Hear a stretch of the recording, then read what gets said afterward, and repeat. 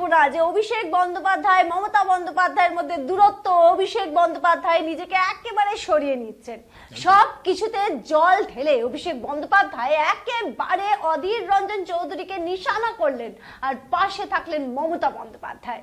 একদমই তাই। এবং অধীর রঞ্জন চৌধুরীর বিরুদ্ধে তার অভিযোগ যে বিজেপির বি টিম নরেন্দ্র মোদীর হাত শক্ত করছেন অধীর রঞ্জন চৌধুরী, যিনি কিনা প্রদেশ কংগ্রেস সভাপতি এবং লোকসভায় কংগ্রেসের বিরোধী দলনেতা।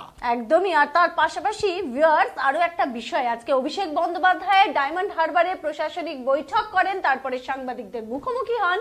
আর শুধু তাই নয়, তিনি সরাসরি এই যে ইন্ডিয়া জোট যে ভাঙছে, এই মমতা বন্দ্যোপাধ্যায় বা টিএমসি নিজেকে সরিয়ে আনছে, তার জন্য দায় রাহুল গান্ধী নয়, সোনিয়া গান্ধী নয়, মল্লিকার্জুন খাড়গে নয়, একেবারে অধীর রঞ্জন চৌধুরীর ঘাড়েই কিন্তু ঠেলে দিলেন। একদমই তাই। এবং অধীর রঞ্জন চৌধুরী এই যে বারংবার মমতা ব্যানার্জিকে দুর্নীতি ইস্যু থেকে শুরু করে রাজ্যের আইন শৃঙ্খলার অবনতি ইস্যু, এমনকি রাষ্ট্রপতি শাসনের যে দাবি তিনি করেছিলেন, আমাদের বিভিন্ন সময় এটা দেখা গিয়েছে যে বিভিন্ন দাবিতে কিন্তু একেবারে আক্রমণাত্মক। সেখানে একই ইন্ডিয়া জোটের মধ্যে থেকেও কেন এরকম আক্রমণাত্মক মেজাজ এবং তাদের সঙ্গে কি করে জোট করা যাবে তাই নিয়ে কিন্তু এবার সরাসরি প্রশ্ন তুলে দিয়েছেন তৃণমূল কংগ্রেসের সর্বভারতীয় সাধারণ সম্পাদক অভিষেক বন্দ্যোপাধ্যায়। একদমই। চলুন সবার আগে শুনে নিই আমরা একসঙ্গে যে অভিষেক বন্দ্যোপাধ্যায় ঠিক কি বলেছেন। কিন্তু কংগ্রেসের নেতৃত্ব, প্রদেশ কংগ্রেস সভাপতি বলছে বাংলায় রাষ্ট্রপতি শাসন লাগু করা দরকার, জারি করা দরকার। রাষ্ট্রপতি শাসন জারি হলে কার হাত শক্তিশালী হবে? বিজেপির হবে না তৃণমূলের হবে? রাষ্ট্রপতি শাসন যদি বাংলায় জারি হয়, আমি আপনাদের মাধ্যমে জিজ্ঞেস করতে চাই, প্রেসিডেন্টস রুল মানে তো সেন্টারের হাতে থাকলো, তা সেন্টারের হাতে যদি সবকিছু চলে যায় তাহলে কার লাভ? বিজেপির লাভ না তৃণমূলের লাভ? তা প্রদেশ কংগ্রেস সভাপতি যখন বিজেপির লাভের কথা বলছে, তখন বিজেপির ট্রোজান হর্সটা কে আমি জিজ্ঞেস করতে চাই। আপনি প্রদেশ কংগ্রেসের সভাপতি আর বলছেন মুখ্যমন্ত্রী মমতা ব্যানার্জির ক্ষমতা থাকলে আমার বিরুদ্ধে লড়ুক। আমরা একটা কথা বলেছি 6 মাস, কোথাও দেখাতে পারবেন? June, July, August, September, October, November, December, 7 মাস। আপনি দেখান 210 দিনে অভিষেক বন্দ্যোপাধ্যায় একটা মন্তব্য করেছে। আপনি দেখান তৃণমূল কংগ্রেসের কোনো মুখপাত্র একটা মন্তব্য করেছে 210 দিনে।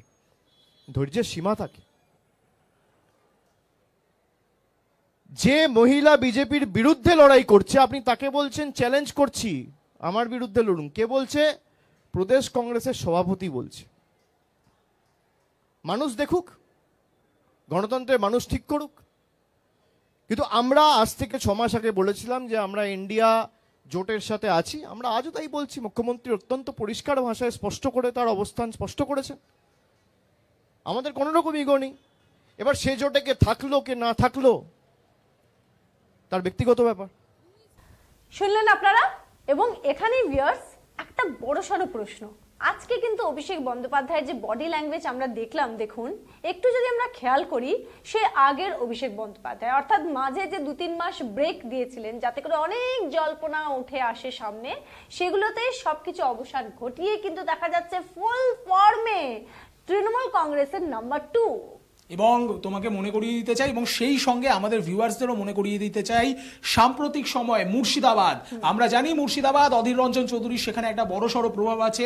সেই মুর্শিদাবাদের যে বৈঠক হয়েছিল থেকে সেখানকার জেলা স্তরের যারা নেতা রয়েছেন তাদের সঙ্গে যে বৈঠক হয়েছিল কালীঘাটে, সেখানেও কিন্তু ছিলেন অভিষেক বন্দ্যোপাধ্যায়। এবং শুধু তাই নয়, সূত্র মারফত যে খবর আমরা সে সময় পেয়েছিলাম, সেখানকার যিনি এমএলএ রয়েছে, ভরতপুরের এমএলএ হুমায়ুন কবির, তাকে রীতিমতো তুলোধনা করেছিলেন অভিষেক বন্দ্যোপাধ্যায়। অর্থাৎ মুর্শিদাবাদ নিয়েও কোথাও না কোথাও কিন্তু অভিষেক বন্দ্যোপাধ্যায় তিনি যথেষ্ট সিরিয়াস, এটা কিন্তু বোঝাই যাচ্ছে। আর আজকে তার কথায় একেবারে স্পষ্ট। আপনারা খেয়াল করেছেন ভিউয়ার্স, যেভাবে গত কয়েক মাস ধরে মিডিয়াতে বলুন বা রাজনৈতিক মহলে একেবারে আলোচনা তুঙ্গে ছিল, বা বাংলার প্রত্যেকটা মানুষের মুখে, যে কোথাও কি মমতা বন্দ্যোপাধ্যায় এবং অভিষেক বন্দ্যোপাধ্যায়ের মধ্যে দূরত্ব আছে। আজকে কি মনে হলো না আপনাদের যে কোথাও অভিষেক কিন্তু একটা বার্তা দিলেন। কি বার্তা দিলেন?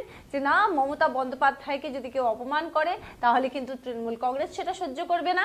শুধু তাই নয়, তার পক্ষ থেকেও যে বক্তব্য আজকে সামনে আসে, কোথাও একটা কিন্তু এই যে গুঞ্জনগুলো ছিল তার মধ্যে কিন্তু তার উপরে একেবারে জল ঢেলে দেওয়ার কিন্তু চেষ্টা করলেন তিনি, তাই তো বিবেক? একদমই তাই। যদিও ছিল প্রশাসনিক বৈঠক এবং তারপরে তিনি সাংবাদিকদের সামনে মুখোমুখি হয়েছিলেন। নর্মালি যেভাবে শুরু হয় শ্বেতা, যে বিভিন্ন যে প্রশাসনিক কাজ এবং উন্নয়নের কাজ, সেই সমস্ত কাজের খতিয়ান তিনি দেন, তারপরে তিনি সাংবাদিকদের প্রশ্ন করেন যে আপনাদের কি প্রশ্ন আছে, এবং সেইখানে কিন্তু অবশেষে সমস্ত জল্পনার অবসান, সমস্ত গুঞ্জনের অবসান, সমস্ত গুজবের অবসান, এবং পরিষ্কার বুঝিয়ে দিলেন যে দলের হ্রাস এবং দলের কন্ট্রোল যতই বলুক অভিষেকের হাতে নেই, মমতা ব্যানার্জি চালাচ্ছেন দল। কিন্তু কোথাও না কোথাও গিয়ে এখনো তিনি বুঝিয়ে দিলেন আজকের এই বক্তব্যতে যে তিনি কিন্তু তৃণমূল কংগ্রেসের সর্বভারতীয় সাধারণ সম্পাদক। একদম। আর যে ভাঙনের গল্প উঠেছিল মাঝে, বা যে তথ্য বলা হচ্ছিল যে না কোথাও একটা ভাঙন আছে, তাতেও কিন্তু অভিষেক বন্দ্যোপাধ্যায় স্পষ্ট একটা বার্তাই দিতে পারলেন, আর দিতে চাইলেন, আর পারলেনও সেটা। আর একটা ভিউয়ার্স দেখুন, যত কিন্তু এবার নির্বাচন সামনে আসবে তত করে কিন্তু যেভাবে বলা হচ্ছিল অভিষেক বন্দ্যোপাধ্যায় কিন্তু একেবারে শুধুমাত্র দলের ভেতর থেকেও খবর আছে যে শুধুমাত্র ডায়মন্ড হারবারে ফোকাস করবে। আজকে ডায়মন্ড হারবারে গিয়েই তিনি এই সভা করেছেন, কিন্তু তার যে বার্তা, কোথাওটা একটা সেই প্ল্যাটফর্মের দরকার, সেই অনুষ্ঠানের দরকার। আজকে কিন্তু সেই কর্মসূচি ছিল তার, আর সেটাকে কাজে লাগিয়ে একেবারে বার্তা এক প্রকার দেওয়া হলো যে না, ডায়মন্ড হারবার অবধি কিন্তু সীমিত নন তিনি কিন্তু এই যে মতামত, এই যে ধারণা তৃণমূল কংগ্রেসের কি ভাবছে, সেই নিয়ে কিন্তু জাতীয় স্তরেও মন্তব্য করলেন। একদমই তাই। এবং সব থেকে বড় চর্চার বিষয়, একদিকে যে সময়ে বারংবার রাহুল গান্ধী থেকে শুরু করে আমরা দেখেছি যে জয়রাম রমেশ থেকে শুরু করে কংগ্রেসের উচ্চস্থানীয় বিভিন্ন নেতারা ন্যাশনাল লেভেলের, তারা কিন্তু বিভিন্ন সময় কিন্তু বারবার কনভিন্স করবার চেষ্টা করছে তৃণমূল কংগ্রেস নেতৃত্বকে যে জোট হবেই। সেই জায়গায় দাঁড়িয়ে নিজেদের ক্ষোভের কথা এতদিন কিন্তু সুস্পষ্ট ভাবে শোনা যায়নি অভিষেক বন্দ্যোপাধ্যায়ের গলায়। আজকে তিনি কিন্তু পরিষ্কার জানিয়ে দিচ্ছেন যে কেন তারা পশ্চিমবঙ্গে জোট করতে আগ্রহী নন, কেন তারা ইন্ডিয়া জোট নিয়ে, ইন্ডিয়া অ্যালায়েন্স নিয়ে ভাবিত নন।